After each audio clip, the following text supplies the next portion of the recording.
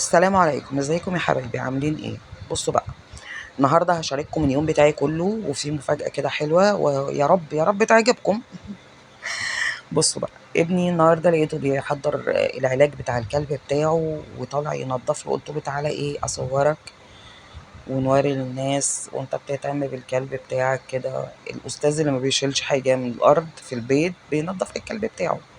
كنت عايزه اوريكم المنظر الحلو اللي هناك ده، انا بحب اطلع وابص عليه. حلو قوي، بيعجبني. بس صلوا على النبي يا حبايبي كده، واللي مش حاطط لايك يحط لايك بعد اذنكم، ودعمونا. وده باور الكلب بتاعنا، ده الكلب بتاعنا كلنا بنحبه، كان عايش معانا الاول جوه البيت.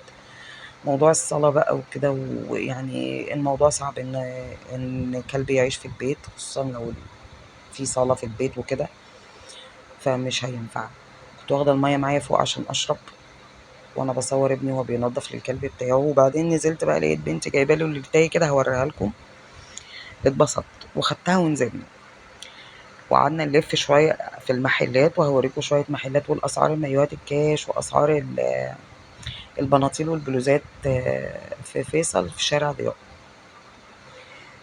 هتشوفوا كده بقى الأسعار، وهوريكم شوية حاجات حلوة قوي. كملوا معانا الفيديو للآخر وأقول لكم إيه المفاجأة برضو جبت إيه في الآخر.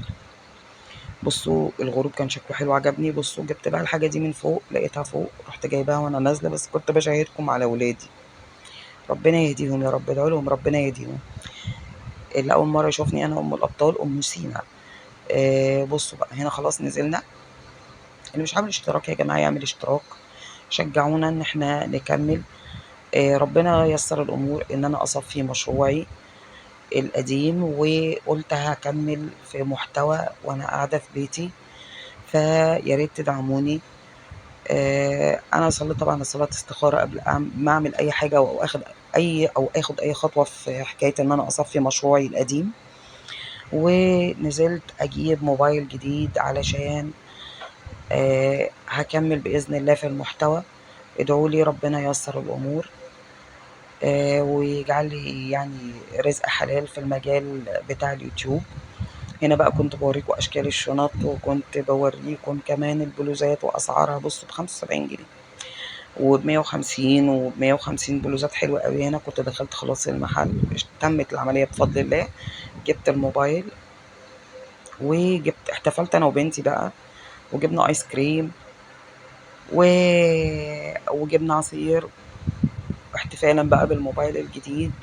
وانا مروحه كمان جبت اكل لاولادي. احتفلنا كده وجبنا بقى كفته وفراخ كده، عشان ما كنتش عملت اكل بصراحه.